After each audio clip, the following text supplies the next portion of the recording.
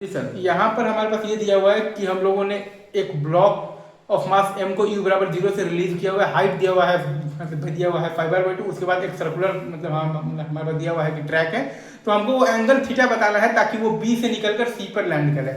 हमको वो angle theta बताना है ताकि वो बेसिकली b से निकलकर c पर लैंड करे। ठीक है सर, तो वर्क एनर्जी थ्योरम से हम लोग ए पर स्पीड निकाल लेंगे mg इंटू 5/2 बराबर half into m into v square, तो va का वैल्यू आ जाएगा under root of the 5gr।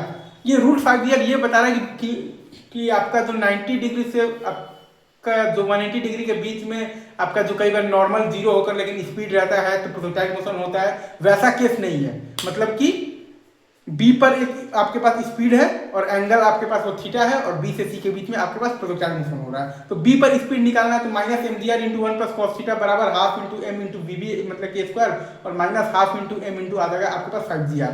Minus M G R into 1 plus cos theta बराबर आ जाएगा आपके पास half into M into V B square minus half into M into आ जाएगा आपके पास 5gr। तो वी बी मतलब कि स्क्वायर आपके पास आ जाएगा 3gr minus 2gr into cos theta.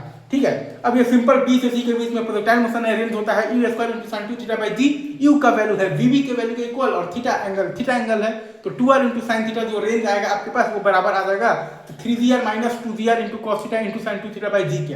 हमारे पास जो रेंज आया है तो 2r इंटू साइन थीटा तो वो बराबर आ जाएगा 3gr minus 2gr into cos theta into sine 2 theta और बाई आ जाएगा जी के।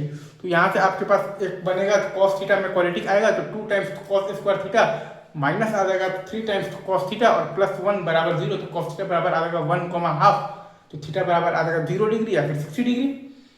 तो 0 डिग्री तो आपका वो एंगल है कि मतलब रूट 5gr पर वैसे भी वो पूरा कर देगा और 60 डिग्री हमारा आंसर है। ठीक है, वर्क एनर्जी थ्योरम है और सर्कुलर मोशन का इक्वेशन है और कोई भी बड़ी बात नहीं है। चलिए सर आगे बढ़ते हैं।